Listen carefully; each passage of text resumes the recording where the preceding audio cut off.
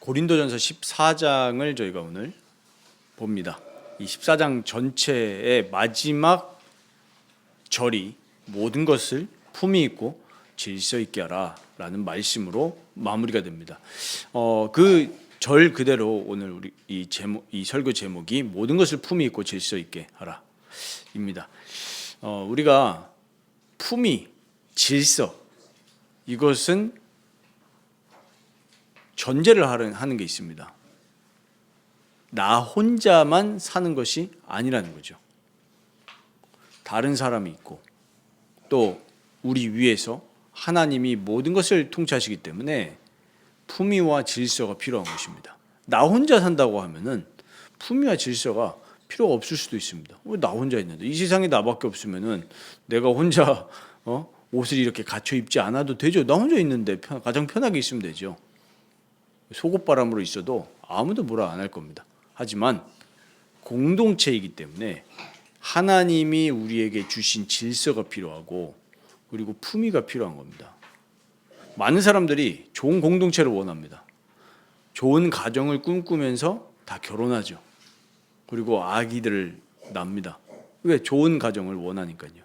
그리고 이 세상의 사람들 치고 정말 소수의 사람만 제외하고는 나라가 잘 되는 것을 원치 않는 사람은 없을 겁니다. 다 나라가 잘 되고 싶어 하니까 각자의 주장을 하는 거 아니겠습니까? 각자가 행동을 하고. 물론 이런 반국가 세력들도 있겠죠. 각 나라마다.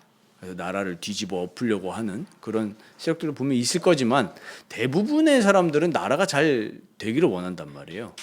그리고 교회도 마찬가지입니다. 대부분의 사람들은 우리 교회가 잘 좋은 모습으로 아름다운 모습으로 이렇게 성장하기를 원할 겁니다. 자, 그런데 이렇게 다 좋은 공동체를 원하는데 과연 가능할까 이것이? 성경은 분명히 얘기합니다. 뭘 얘기하죠? 인간의 죄를 얘기합니다. 인간의 죄를 이야기하기 때문에 이 죄로 가득 찬 인간은 절대로 좋은 공동체를 형성할 수가 없습니다. 물론 말로는 이론적으로는 좋은 공동체를 이렇게 하면 됩니다 라는 이론들은 다 있단 말이에요. 우리가 학교 다닐 때 다 도덕 배우지 않습니까? 도덕책에서 가르치잖아요. 초등학생 때부터 도덕책 배웁니다. 그럼 도덕에서 뭐라고 하냐? 바른 생활을 이야기한단 말이에요. 만약에 그대로 될 것 같으면 이 세상에 경찰서는 없어야 되겠죠. 근데 안 된단 말이에요. 그리고 우리 좋은 교회에 대해서 분명히 성경이 말씀하고 있습니다. 교회는 이래야 됩니다. 오늘 저희가 계속 배우고 있는 고린도 전서도 분명히 교회에 대해서 어떻게 해야 될지를 얘기하고 있는데 이 벌써 2000년 전에 하나님이 기록하신 책인데 지금 이 땅의 한국교회 보십시오. 얼마나 많은 교회 내 문제들이 일어나고 있습니까? 교회 개혁하자, 교회를 갱신하자, 그런 조직도 있고 심지어 그런 것만 전문적으로 파는 언론사들도 있습니다. 교회의 부패만 파는. 그럼 해결이 됩니까? 안 돼요. 계속 문제가 일어납니다. 그렇다면 우리가 가정뿐만 아니라 또 교회까지 또 더 나아가서 우리 하나님 나라를 이 나라와 민족 전 세계에 세워져 나가서 건강한 국가들과 건강한 가정 교회를 세우기 위해서 어떻게 해야 되냐? 오늘 본문을 통해서 오늘 우리가 배워야 되겠습니다. 분명히 바울은 계속적으로 이야기합니다. 우리 13장에서도 이야기를 했지만 오늘 14장 1절에도 무엇을 말씀하냐면 사랑을 추구해라. 우리가 첫 번째로 추구해야 될 것이 사랑입니다. 명심하십시오. 우리가 인생뿐만 아니라 교회라는 조직뿐만 아니라 가정, 국가 어디에서든지 간에 가장 첫 번째로 추구해야 될 것은 사랑입니다. 맞습니까? 사랑이에요. 근데 왜 질서가 깨지고 품위가 무너지냐니까 사람들이 추구하는 게 무엇입니까? 사랑이 아니어서 그래요. 지도자들이 왜 무너지는 줄 아십니까? 사랑을 추구하지 않고 뭘 추구합니까? 개인의 명예와 개인의 경제적 이익을 추구하니까 품위가 깨져버린 거예요. 왜 우리 그런 말 있지 않습니까? 제가 2015년에 미국을 가는 비행기를 탔는데 그 비행기 안에 탔을 때 미국 가니까 뭐 13시간, 14시간 걸리지 않습니까? 지루할 거잖아요. 심심할 거잖아요. 물론 잠도 자고 책도 보고 성경책도 봤지만 중간중간에 영화를 많이 봤습니다. 근데 이제 기내에서 틀어주는 영화가 입맛에 안 맞을 수 있잖아요. 그래서 영화를 몇 개 넣어갔어요. 이제 아이패드에다가. 그때 제가 봤던 영화 중에 유명한 대사가 있었습니다. 유명한 배우의. 우리가 돈이 없지 가오가 없냐라는 명대사가 딱 꽂혔단 말이에요. 그렇습니다. 그 어떤 공직이라는 그 직분에서 진짜 추구해야 될 게 뭐예요? 진짜 그 직분에 대한 수행 아닙니까? 국가와 국민을 위해서. 그러니까 명예라는 걸, 가오라는 걸 얘기했단 말이에요. 그런데 그걸 말한 이면에는 뭐가 있었습니까? 그 직책을 행하면서 사리사욕을 추구하는 사람들이 있었기 때문에 그런 말이 나오는 거잖아요. 뒷돈 받아먹고 이러니까 우리가 돈이 없지 가오가 없냐.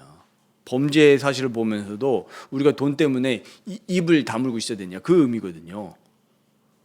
오늘 바울은 이야기합니다. 사랑을 추구해라. 지금 고린도 교회 성도들에게 뭘 추구하라고요? 사랑을 추구해라.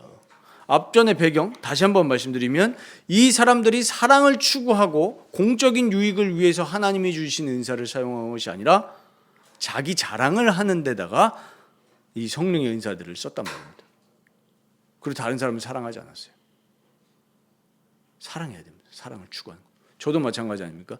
제가 공부를 막 하는데 목회를 하는 데 있어서 성경을 보고 그럼 영적 지식이 늘어나겠죠. 하나님 아는 지식이 일단 1차적으로. 그리고 이것을 건강하고 튼튼하게 뒷받침하기 위해서 여러 신학들을 지금도 공부합니다. 그러나 그런 것들이 영혼을 사랑하고 하나님을 사랑하는 그걸 추구하는 것이 아니라 내 이름을 알리고 내 자랑을 한다면 그것은 아까 말씀드렸던 것처럼 건강한 공동체를 세울 수가 없는 지도자인 거예요. 그래서 바울은 가장 첫 번째 중요하게 얘기한 것이 사랑을 추구해라. 진짜 오늘 마음에 담아야 됩니다. 그리고 얘기하는 게 뭐죠? 신령한 것들을 사모하되. 여기서 말하는 신령한 것은 무엇입니까? 바로 성령의 은사들입니다. 성령의 은사를 사모하시기 바랍니다. 왜냐하면 내 힘과 내 어떤 지적 능력, 내 성품으로는 교회를 건강하게 섬길 수가 없어요. 은혜롭게 섬길 수가 없습니다. 그래서 성령의 은사를 사모해야 됩니다. 저도 마찬가지죠. 제 노력으로 교회를 섬기려고 하면 부담돼요. 숫자가 많든 적든 부담됩니다. 그래서 많은 목사님들이 토요일 날 밤에 잠을 잘 못 이뤄요. 부담감 때문에. 저는 의지로 잘 자고 있는데 신령한 은사를 사모하시기 바랍니다. 교회에 섬기기 위해서. 많은 사람들 세우기 위해서. 그러면서 이제 특별하게 예언을 하려고 하라. 이렇게 권면을 하고 있습니다. 그럼 여기서 말하는 예언이 뭐냐? 요거 가지고도 이제 좀 우리 신학의 학파들마다 조금 관점이 좀 나뉘는 것 같아요. 그러나 우리가 가장 건강하게 좀 신뢰할 수 있는 우리 개혁주의 신학자들이 말하는 예언, 여기서 말하는 예언 원어만 보더라도 우리가 물론 요소가 있습니다. 미래를 알아맞추는 예언적인 요소도 없는 건 아니에요. 그러나 주된 요소는 뭐냐면은 우리 말 그대로 우리 선지자들 말할 때 하나님의 것을 말한다는 거예요. 하나님의 것을 받아서 말한다. 그럼 무엇을 얘기하는 거죠? 하나님의 말씀을 받아서 전달한다는 거예요. 예언은. 그래서 우리 바울이 성령의 은사 얘기하면서 어떤 유익을 말했습니까? 개인의 사사로운 유익이 아니라 무슨 유익이었죠? 공적 유익. 그러니까 쉽게 말하면 교회에 유익한 은사들란 말이에요. 그래서 여기서 말하는 예언도 결국은 뭐냐면 우리 성도들을 유익하게, 성도들을 올바른 방향으로 지도하기 위해서 필요한 성령께서 주시는 말씀이란 말이에요.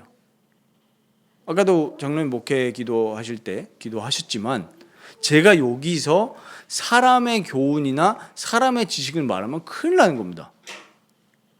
그렇지 않습니까? 성령께서 주시는 말씀이어야 되는 거예요. 아, 사회에서 이렇게 말했다더라. 그래서 우리 교회도 이렇게 해야 됩니다. 이렇게 얘기하면 정말 고상한 것처럼 보여질 수 있어요. 그러나 실제로는 영혼들을 망치는 행위입니다. 예를 좀 들어보겠습니다. 아, 요즘 사회에서 하도 성평등을 얘기하고, 아, 그래도 우리도 이제 좀 인권을 생각해 봐야 될 때가 되지 않냐, 사회가 이러니까. 그런 목사님들 실제로 있습니다. 근데 기준은 뭐예요? 하는 말씀이잖아요. 가정을 올바르게 세우기 위해서 남편분들 뭐 좋은 말로 해서 자기 걸 주장하지 마십시오. 이 부인에게 양보하십시오. 아니, 겉으로는 맞는 말이라니까요. 그러나 이런 시대일수록 더 뭘 해야 됩니까? 남편들이요, 하나님의 말씀 앞에 엎드리시고 말씀대로 가정을 지도하시기 바랍니다. 이게 하나님 말씀이에요. 근데 겉으로 보면은 굉장히 스윗하죠. 남편들이요, 말씀을 얘기하는 게 아니라 부인에게 양보하십시오.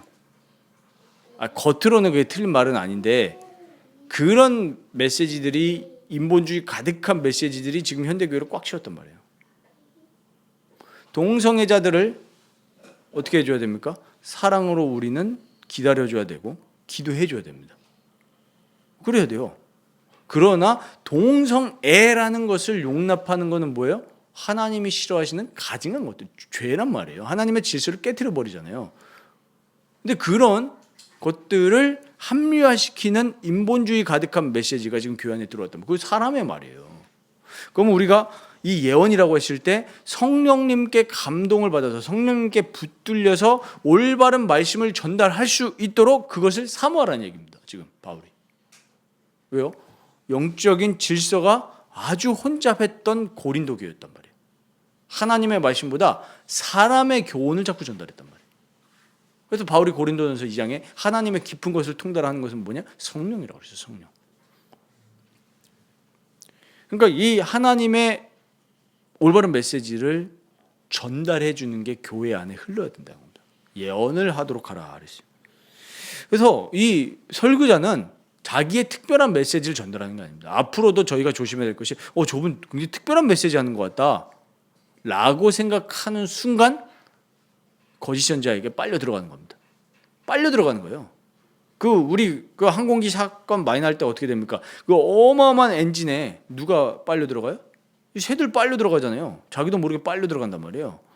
우리도 신앙생활하면서 앞으로 우리가 살아가면서 저분 굉장히 특별한 메시지, 남들 안 하는 메시지 하는 것 같다 이랬을 때 위험한 겁니다. 설교자들은 사도들이 닦아 놓은 터, 그 말씀을 가지고 기도하면서 성도들이 그 말씀 가지고 살아갈 수 있도록 말씀을 전달해 주는 거지, 특별한 메시지를 창조하는 게 아니에요. 왜 이단들이 자꾸 생겨납니까? 자기들 특별한 메시지라고. 근데 분명히 고린도전서 3장 10절 11절에 얘기하는 것처럼 선지자들과 사도들이 닦아 놓은 터, 쉽게 말하면 그리스도에 대한 그들의 설명 있잖아요. 이게 말씀이란 말이에요. 그거에 근거해서 말씀을 교회에다가 전달해서 성도들을 세워 나가는 거예요. 그래서 그 예언을 사모하라는 겁니다. 그러면은 우리가 이럴 수 있습니다. 이런 반문이 나올 수 있죠. 미래를 맞추는 예언이 있지 않습니까? 제가 실제로 이런 분들 만났어요. 근데 설교 때는 말씀드릴 수 없지만 나중에 식사하면서 말씀드릴 수 있는데, 인천에서 유명한 교회란 말이에요. 이상한 교회도 아니에요. 장로교회입니다. 근데 성도들에게 예언을 해주는 거예요. 각자. 좀 들으면서 뭐라 할 수도 없고, 틀린 겁니다. 또 그 교회 잘 다니고 있으니까. 그렇다고 또 뭐 이단 교회냐? 그렇지도 않아요. 그래서 쉽게 말하면 이런 겁니다. 당신 성도님 사업을 하는데 예를 들면 미래 이렇게 될 거니까 이렇게 하십시오. 이거 하지 마십시오. 물론 말씀의 요소 중에 제가 예를 들면은 장로님 신방 갔다가 장로님 우리 이제는 좀 이런 부분에 좀 회개하고 도전을 해야 될 것 같습니다. 말씀의 요소 중에 분명 그런 부분이 있어요. 그러나 당신이 이걸 하면은 망합니다. 절대 하지 마시고, 그런 무속적인 요소는 말씀에 없습니다. 근데 그럴 수 있죠. 장로님 이거 하시면 안 됩니다. 왜? 이것은 미래 예언하는 그런 이 요소가 있어서 말하는 게 아니라 이거는 하나님이 싫어하시는 거니까 하지 마십시오. 이럴 수는 있잖아요. 그런 예언이지. 막 미래에 특정한 예를 들면은 오늘 비 오니까 저 길로 가면 사고 날 거야. 내가 어떤 환상을 봤어. 이런 거는 건강하지 않은 요소들입니다. 그래서 신명기 13장에 그 말씀을 하거든요. 신명기 13장 1절에서 4절 보시면은 너희 중에 선지자나 꿈꾸는 자가 일어나서 이적과 기사를 너에게 보이고 그가 내게 말한 그 이적과 기사가 심지어 이루어졌어요. 와, 신기하네. 그런 교회들이 있지 않습니까? 너희가 알지 못하던 다른 신들을 우리가 따라 섬기자고 말할지라도 뭐라고 말씀합니까? 3절에 너는 그 선지자나 꿈꾸는 자의 말을 청종하지 말라. 이는 너희의 하나님 여호와께서 너희가 마음을 다하고 뜻을 다하여 너희의 하나님 여호와를 사랑하는 여부를 알려하사 너희를 시험하심이라. 이거 쉽게 정리하면 무슨 말씀입니까? 예언하는 말씀이 이루어질 수 있어요. 2025년 전쟁 납니다. 이런 거 어디에 많습니까? 유튜브에 굉장히 많죠. 2026년에 제3차 세계대전이 일어날 겁니다 하면서 막 굉장히 선지자적 메시지를 내고 그게 이루어질 수도 있어요. 설령 우리 20세기에서 21세기 넘어갈 때 여기 다 그 시절 살았던 분들이지 않습니까? 저희도 엄청 막 1999년대 막 노스트라다무스 얘기 나오면서 막 2000년대 막 세상이 어떻게 될 거라는 그 예언적 메시지 이루어질 수도 있지만 오늘 얘기하는 건 뭡니까? 우리가 진짜 해야 될 것은 미래가 어떻게 될 것이다, 이렇게 될 것이다, 저렇게 될 것이다 그거에 귀 기울이지 말고 뭐 하라고요? 하나님 여호와를 사랑하라는 거예요. 오늘 1절에도 말씀하죠. 사랑을 추구해라. 하나님 사랑하고 이웃 사랑하는 거 잘하면 된다는 얘기예요. 근데 왜 자꾸 우리가 일어나지도 않을 미래를 궁금해합니까? 실제로는 하나님을 의지하고 하나님을 사랑하고 공적인 유익보다는 내가 이렇게 될까 저렇게 될까 그게 궁금한 거예요. 그래서 기독교인들은 무속인이나 점을 칠 이유가 전혀 없습니다. 왜? 우리 하나님 사랑하니까요. 하나님이 나의 미래를 주관하고 계시는데 왜 우리가 1분 1초 앞을 궁금해합니까? 우린 그냥 하나님 사랑하면서 나가면 되는 거예요. 옆에 있는 이웃 사랑하면서요. 그러니까 다른 거 사모하지 말고 사랑을 추구하고 하나님 말씀을 잘 전달하는 거 그거 사모하라는 거예요. 하나님 말씀을 통해서 우리에게 뭐가 생깁니까? 하나님을 사랑하는 믿음과 다른 사람을 사랑하기 위한 선행을 위한 믿음이 우리에게 말씀을 통해서 주어지잖아요. 그래서 건강한 믿음을 가져야 된다는 겁니다. 그리고 이제 중요한 얘기 나오는데 방언을 말하는 자는 통역하기를 기도하라. 13절에 얘기하고 있고 28절에는 통역하는 자가 없으면 잠잠하고 자기와 하나님께 말하라. 그리고 19절에는 1만 마디의 방언을 말하는 것보다 남을 가르치기 위해 깨달은 마음으로 5마디 말을 하는 것이 낫다. 이렇게 말씀합니다. 그리고 분명한 방언의 유익도 있습니다. 바울도 자기가 이 방언하는 부분들을 이야기를 하죠.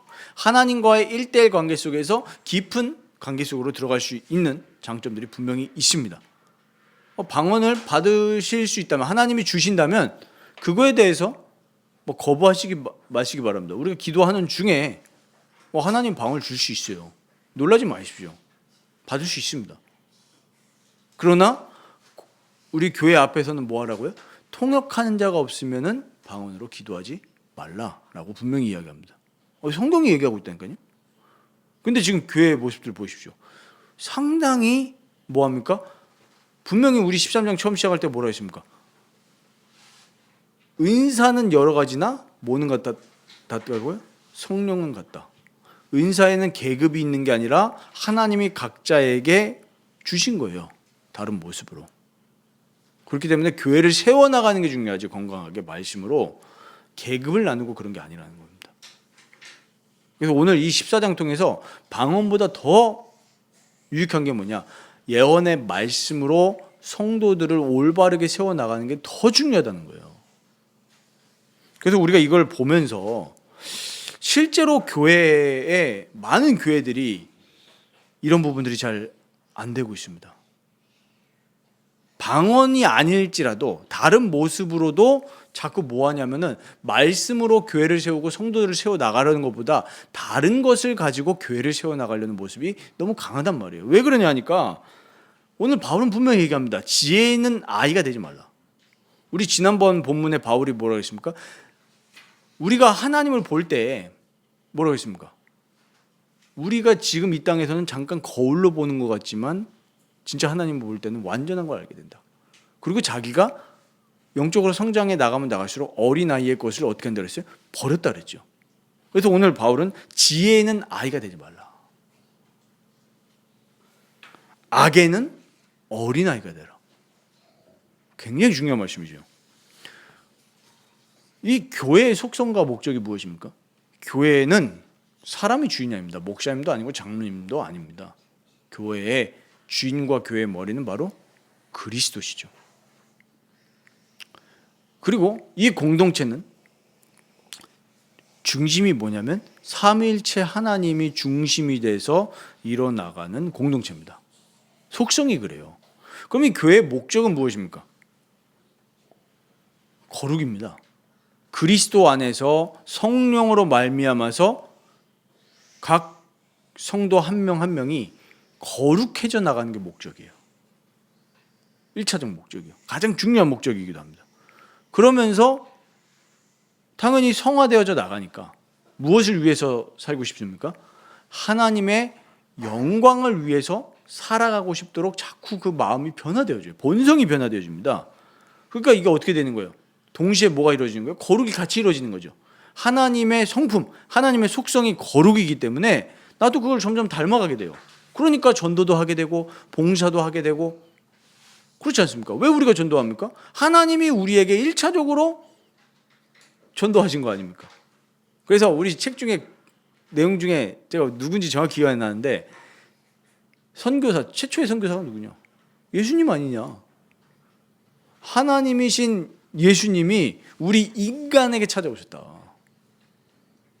이거 말도 안 되는 거잖아요. 우리 사실 선교도 말 안 되는 거 아닙니까? 내 모든 태어난 국가의 모든 걸 버리고 따뜻함을 버리고 복음 때문에 죽을 수도 있는데 가잖아요. 예수님도 마찬가지로 우리에게 죽으러 오셨잖아요. 그러니까 우리도 그 하나님을 닮아가면 갈수록 나를 배척해도 이 복음을 배척해도 복음을 전하게 되잖아요. 그렇게 나가는 게 진짜 전도죠. 봉사도 마찬가지고 또 남을 돕고 이게 거룩과 하나님의 영광을 위해서 살아가는 것이 같이 이루어진단 말이에요. 그게 교회의 목적입니다. 그런데 안타깝게도 교회가 이걸 잃어버렸어요. 이렇게 삼위일체 하나님이 중심이 되고 거룩과 하나님의 영광을 위해서 살아가야 되는 교회가 사회로부터 지탄을 받고 또 지탄을 받기 이전에 내부적으로 무너지고 분열이 됩니다. 우리가 지금 그런 것들을 지금 보고 있는 중에 있는데 그 근본적인 이유에 대해서 어떻게 생각하십니까? 제일 안타까운 것은 대부분 사람들은 교회 문제를 얘기할 때 자꾸 껍데기를 얘기합니다. 저 목사가 문제다. 실제로 목사가 문제예요. 그런데 진짜 근본적인 이유는 뭐냐면 오늘 바울이 얘기하는 것처럼 지혜에 대해서 어른이 돼야 장성한 자가 돼야 되는데 지혜에 대해서 어린아이고 악에 대해서는 너무 지혜로운 거예요. 쉽게 말하면 진리에 대해서 무지한 겁니다. 구조적 문제 이전에 근본적인 문제는 교회의 본질을 모르고 진리인 이 하나님의 말씀에 대해서 무지하니까 교회 내부적으로 무너지는 거예요. 구체적인 예를 들어보겠습니다. 우리 특정 교회 이름을 얘기할 수는 없지만 저희가 경험한 거. 왜 교회가 분열이 됐습니까? 두 개로? 두 개도 아니고 어떤 세 개로. 어떻게 분열이 됐어요? 저거는 죄입니다. 이런 사람이 있던 거면 뭐 죄냐? 덮자. 덮어. 무슨 덮밥입니까? 그거 어떤 사람들이 이럽니다. 난 모르겠어. 중립이야. 제가 제일 싫어하는 말. 중립. 중립이 어디 있습니까? 세상에. 진리냐 아니냐, 거짓이냐 진실이냐 이거지 중립은 없어요. 물론 중립이라는 모습이 인간 세상에 보이긴 하지만 사실 중립은 없죠. 제3의 성? 중립 멍멍이 소리죠. 남자 여자지. 맞지 않습니까? 성경도 성경이냐 아니냐 거기잖아요. 그러니까 왜 분열이 됐습니까? 성도들이 진리에 대해서 지금 무지했기 때문에 분열된 거예요. 내부적으로. 껍데기 그게 만약에 진리에 대해서 모든 성도들이 알았다고 생각해 보십시오. 그럼 목사가 문제를 저질렀습니다. 그랬을 때 교회가 어떻게 되겠어요? 분열이 되겠습니까? 같이 회개하면서 기도하면서 교회가 더 아름다운 모습으로 갖겠습니까? 후자 아닙니까? 모든 성도가 진리에 대해서 올바르게 알았다고 보십시오. 그럼 분열이 될 이유가 없잖아요. 그 목사만 치리하고 교회는 아름답고 성장할 수 있단 말이에요. 그러나 진리에 대해서 무지하기 때문에 내부적으로 무너져요. 그리고 사회적으로도 지탄받습니다. 왜 그렇습니까? 진리에 대해서 성도들이 딱 뭉쳤어요. 그래가지고 목사에 대해서 권징을 내리고 치리를 하고 혹시 또 그 목사가 회개를 할 수 있다면 너무 좋은 일이죠. 이거를 교회 안에서 진리에 대해서 무지해서 못하니까 사회적으로도 지탄을 받는 거예요. 만약에 그렇게 했다고 하면 사회에서 박수 쳐줄 겁니다. 안 그렇겠습니까? 대부분의 사회는 어떻습니까? 죄를 지어도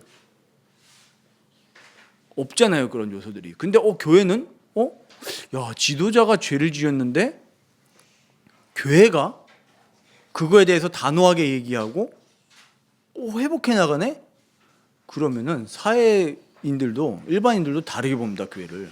교회는 와, 저렇게 거룩한 곳이구나. 근데 교회가 그걸 가지고 진리에 대해서 무지하니까 반으로 싹 가르쳐서 심지어 그 문제를 법정으로 가지고 들어가고 목사가 목사를 고소하고 이러니까 사회에서 지탄을 받는 거예요. 교회 안에서 해결해야 될 문제를 사회로 끌고 가잖아요.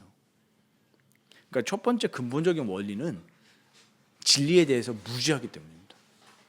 그리고 두 번째 이유는 뭐겠습니까? 진리를 알 수도 있어요. 아는데 실제로 본성이 너무 악한 것에 지혜로워요. 오늘 20절에 분명히 얘기하죠. 악한 것에는 밀어내라. 어린아이 같아라. 로마서 16장 17절 20절 우리 잘 아시는 말씀 아닙니까? 제가 이걸 묵상하면서 교회 역사가 그렇고 앞으로도 그럴 것이다. 왜 그러냐면 17절 보시면 형제들아 내가 너희를 권하노니 너희가 배운 교훈을 거슬러 이 사도적 교훈이지요. 이 성경 말씀을 거슬러서 분쟁을 일으키거나 거치게 하는 자들을 살펴라.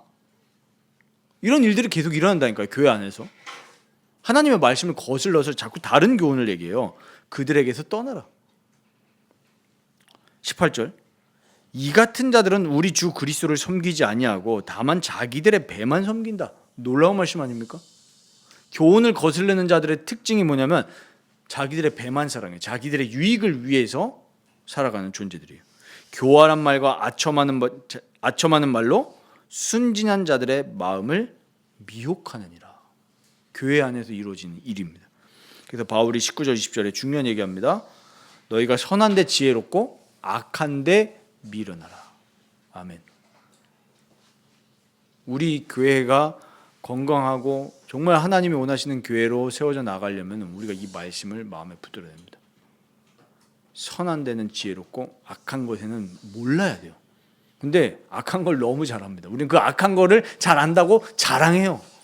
성경은 모르면서 교회 안에 들어와서 내 세상 지식 너무 잘 알아요. 이 자랑한다니까요. 부끄러운 줄 알아야죠. 목사들조차 그러고 있어요. 나 세상 너무 잘 알아. 내가 이 대학을 나왔어. 저 대학을 나왔어. 나는 이 땅을 이렇게 갖고 있어. 이런 거 자랑한다니까 교회 와가지고. 뭘 말씀을 자랑해야 되는데 교회 안에서.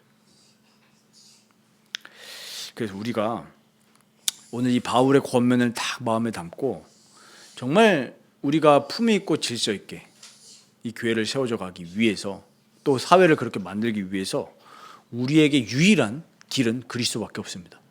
정말 그리스도와 함께 우리 삶과 신앙의 변혁을 이루어 나가시기를 축원드립니다. 정말 그리스도와 함께 해야 됩니다. 그래서 우리가 그리스도 안에서 눈에 보이지 않게 우리의 전인격을 변화시키시는 성령님의 도움을 구하시기 바랍니다. 성령님은 우리를 변화시키십니다. 근데 대부분의 사람들이 오늘 고린도 교회의 상황처럼 성령님의 역사를 오해합니다. 어떻게 오해하냐니까 자꾸 에너지나 현상으로 오해를 해요. 에너지나 현상으로. 안타까운 일이죠. 그러니까 이제 무슨 일이 일어납니까? 방언을 못 받았어. 저 사람은 덜 성령 충만한가 보다. 맞습니까? 이 말씀에 근거하면 말도 안 되는 소리예요.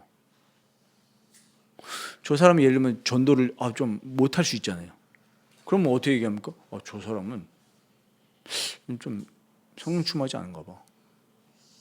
말도 안 되는 소리를 하는 거예요. 성령님은 그런 분이 아닙니다. 물론 그럴 수 있어요. 우리가 성령께 붙들려야 담대함도 생기고 복음도 전하고 실제로 주님과 교제하는 그런 기도 시간도 깊어지고 늘어나는 건 사실이에요. 그러나 우리가 그렇게 평가할 문제가 아니거든요. 성령님의 역사는 어떻게 일어나냐 하니까 성령님은 말 그대로 하나님 그 자체이시기 때문에 인격 그 자체이시기 때문에 성령님이 우리를 변화시키실 때 그리스도와 연합하게 하실 때 당연히 우리가 아까 교회의 속성과 목적 말씀드렸던 것처럼 그리스도의 성품과 속성을 자꾸 닮아가요. 그러니까 하나님이 더 즐거워지고 하나님이 기뻐져요. 그렇게 마음의 변화가 일어나는 게 성령님의 역사지 성령님의 역사를 자꾸 현상이나 에너지, 카리스마 이런 걸로 생각한단 말이에요. 교인들조차. 대부분 성도님들 목사 평가할 때 어떻게 평가합니까? 와, 저분은 찬양을 너무 잘해. 저 그거 잘할 수 있거든요. 목소리 그렇게 낼 수 있습니다. 그러면 이제 어떻게 생각합니까? 저 목사님 좀 신령한 것 같은데. 그래서 실제로 목사들이 목소리 그렇게 내는 이유가 있어요. 막 왜 이러면서. 그거에 사람들이 미혹된다니까요. 진짜로 성령 충만한 거는 삶으로 나타나게 돼 있어요. 마음과 정서와 의지와 생각의 방향이 하나님께로 간다. 하나님 사랑, 이웃 사랑으로 나오게 돼 있어요. 그게 진짜 성령 충만입니다. 그리고 우리에게 진짜 참 평화를 주시면서 우리에게 있는 거짓된 그런 욕망들, 탐심들, 죄를 제거해 주시기 때문에 진짜 하나님의 영광으로 만족하면서 살아가게 하셔요. 그게 성령 충만입니다. 성령 충만 받았더니 응답 받았습니다 하면서 아파트에 청약에 당첨됐어요. 아파트에 넓은 평수 갔어요. 그럴 수도 있겠죠. 그러나 진짜로 성령의 감화 감동 받은 사람은 우리가 어떻게 딱 볼 수 있습니까? 야, 저분은 지금 월세 살면서 진짜 너무나 안 좋은 환경인데 하나님의 영광으로 만족하는 사람이에요. 그 사람이 진짜 성령 충만한 사람입니다. 그런 성도들이 교회 안에 많아져야 돼요. 목사들이 올바른 설교를 전해서 사람들이 하나님을 기뻐하면서 살아갈 수 있도록 죄와 세상을 미워하면서 살아갈 수 있도록 이렇게 만들어줘야 되는데 예언의 말씀을 올바르게 전하지 않고 자꾸 이상한 얘기만 하니까 품위와 질서가 안 생기는 거예요. 성도들이.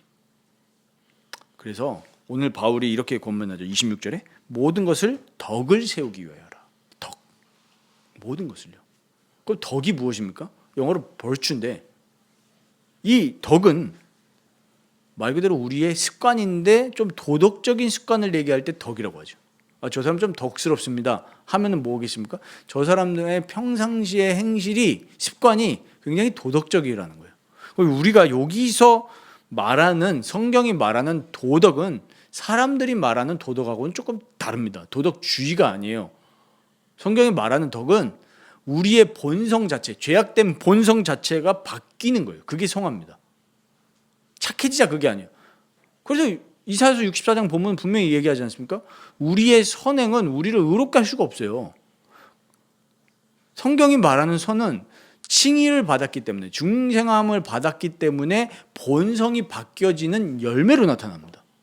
그래서 우리가 말씀드렸던 것처럼 그리스도와 함께 하나님의 속성이 거룩이고 사랑이기 때문에 그리스도와 연합함으로써 우리의 덕이 변화되어지면 당연히 다른 사람들을 자꾸 사랑하고 배려하고 세우는 걸로 갈 수밖에 없어요. 하나님은 그런 분이니까. 그래서 도덕주의랑 구분을 하셔야 됩니다. 그래서 덕을 세우게 해요. 우리가 교회 생활하고 말씀 생활하고 기도 생활하면서 방향이 덕을 세우는 방향에 가야 돼요. 자꾸 나의 습관이 바뀌어야 됩니다. 그리고 이 덕은 우리의 지성을 올바른 방향으로 지도합니다. 우리의 지성이 죄로 인해서 오염됐을 때는 어디를 위해서 머리를 굴리죠? 죄 짓기 위해서 머리를 굴립니다. 그래서 우리 범죄자들 가끔 뉴스에 나오는 거 보면 기상천외 하잖아요. 그래서 사람들이 하는 말 뭐죠? 그 머리로 공부를 했으면 이런 말을 많이 하잖아요. 왜 그렇습니까? 덕이 없기 때문에 그래요. 죄로 인해서. 우리가 덕을 세울 때 이 덕을 올바르게 세워가면 우리의 지성도 하나님이 원하시는 방향으로 가게 되고요. 우리의 열정도 쓸데없는 거, 죄지는 거, 파멸로 이르는 거에 우리의 열정을 쏟는 게 아니라 올바른 대상을 향해서 이끌어줍니다. 덕이. 그리고 올바른 행동을 하게 하고 올바른 목적을 향해 이끕니다. 그러니까 교회가 올바른 목적으로 가려면 오늘 바울의 권면처럼 사랑을 추구하고 올바른 예언의 말씀이 전해지는 것이 기본적으로 딱 깔리면 교회는 건강한 모습으로 사랑이 넘치는 모습으로 성장해 나가게 되죠. 1절만 잘 기억하시면 됩니다. 그럼 마지막 절 결론이 그거잖아요. 모든 것을 품위 있고 질서 있게 하라. 사랑을 추구하고 예언의 말씀으로 교회가 든든히 세워져 나가면 교회는 품위와 질서가 있어질 수밖에 없어요. 우리 첫 절과 마지막 절 이게 딱 감차면서 그 안에 방언이나 이런 요소들이 들어가 있잖아요. 1절과 끝절의 핵심입니다. 사랑을 추구하고 올바르게 예언의 말씀을 전하고 그렇게 되어지면 결과적으로 교회 안에서 분란들 여러 가지 은사들로 인한 오해들이 없어지고 품위와 질서가 생기게 됩니다. 하나님의 질서죠. 그리스도의 말씀이 올바르게 선포가 되어진다면 교회가 당연히 그리스도로 말미암아 모든 질서가 잡히게 돼 있죠. 그래서 우리가 정말로 하나님을 탁 만나게 되고 하나님을 알아가고 그리스도와 연합하면 할수록 그리스도 안에서 온전한 인간성이 회복이 돼요. 그러니까 당연히 하나님이 사랑이시니까 우리도 사랑이 넘치는 캐릭터로 변할 수밖에 없고 사랑만 있는 게 아니라 하나님은 또 어떤 하나님이시죠? 공의의 하나님이시고 질서의 하나님이시기 때문에 하나님을 닮아가면 갈수록 죄를 미워하게 되고 그러니까 당연히 교회 안에서 권징, 올바르게 행해질 수밖에 없죠. 왜? 공의의 하나님을 우리가 닮아가니까요. 그리고 사람을 그냥 단순히 그냥 권면만 하는 게 아니라 사랑으로 세워나가는 거죠. 그런 속성으로 변화되어지는 덕이 넘치는 인간과 교회가 되어지는 겁니다. 그렇게 됐을 때 진짜 하나님의 영광을 받으시는 거죠. 우리가 결론적으로 이렇게 품이 있고 질서가 있고 사랑이 넘치는 하나님이 원하시는 교회가 될 수 있도록 나라는 교회가 먼저 묵상을 통해서 깊이 하나님과 교제해야 됩니다. 이 어떤 감각을 좀 탑재를 해야 됩니다. 우리가 다른 감각은 우리가 기가 막히게 알잖아요. 대표적으로 누가 나를 조금 뒤에서 뒷담화하는 것 같아. 그런 신경은 안테나는 정말 우리가 잘 발달되어 있습니다. 우리 눈치라고 하잖아요. 그 공간에 우리 뭐 그런 것들이 유튜브에서 회자가 많이 되는데 다 회사에서 사무실에서 다 얘기하고 있는데 내가 딱 들어갔는데 갑자기 사람들이 대화를 멈춰요. 그럼 본능적으로 뭘 느끼죠? 저 사람들이 나를 깠다. 그리고 우리 그런 거 느끼잖아요. 눈빛이 옛날하고 달라졌어. 그럼 우리 어떻게 알아차리죠? 어떤 굉장히 육체적 감각으로 알아차리잖아요. 그런데 묵상을 통해서 깊이 하나님과 교제하는 이게 성령 충만이구나. 이런 영적인 감각은 못 느끼고 그 영적인 감각이 둔화되어 있으니까 자꾸 뭘 하려고 하는 거예요? 비상한 체험을 하려고 하는 거죠. 그게 비상한 체험이 영적 감각이 없어서 그런 거예요. 아니 성경을 읽고 말씀을 묵상하면서 그 잔잔한 속에서 내 성품이 변화되어지고 내 인격이 변화되어지고 내 지성의 방향이 변화되어진 거를 못 느껴요 사람들이. 그러니까 자꾸 이상한 방언 받으려고만 하고 자꾸 꿈꾸려고 하고. 그게 왜 그래요? 감각이 없어서 그런 거예요. 육체적인 감각은 기가 막히게 느낍니다. 남이 나를 까고 남이 나를 칭찬하는 거 기가 막히게 느끼면서 하나님과 깊이 교제하는 그 영적인 감각은 너무나 둔화되어 있다. 그래서 묵상하셔야 됩니다. 하나님 말씀 읽는 거, 그리고 하나님과 대화하는 거, 그러면서 그 기도하고 그리고 내 힘으로 내가 이렇게 변혁을 시킬 수가 없기 때문에 기도해야 되는 거죠. 우리 교회도 마찬가지입니다. 우리 자신도 마찬가지고 우리 라이프 교회가 온전하게 세워져 가기 위해서는 정말 묵상과 기도 생활하는 성도들이 많아지면 되는 거죠. 우리 리더인 우리 목사와 장로님들이 먼저 그렇게 본을 보이면 다 되게 돼 있어요. 우리 저희 자녀를 보면서 제일 느낀 게 뭐냐면 자녀는 부모의 모습을 100% 담는구나. 진짜 그래요. 우리가 하나님을 닮아가면 내 옆에 있는 사람이 하나님을 닮아가게 돼 있어요. 그래서 나의 내면이 어떤지 나의 어떤 마음의 상태, 영적인 상태가 어떤지를 조명해 달라고 성령님께 구하셔야 됩니다. 그러면 우리의 길은 딱 하나잖아요. 우리의 죄를 사하시고 우리를 온전케 하시는 그리스도께 엎드리면서 그리스도에 연합할 수 있도록 성령님께 기도하면 되니까요. 그래서 이렇게 사랑을 추구하고 올바른 예언의 말씀이 전해지며 모든 것이 품위 있고 질서 있게 회복되어져 나가는 그런 우리 가정과 교회와 또 우리 나라와 이 세계가 될 수 있도록 우리 함께 기도하시기를 바랍니다.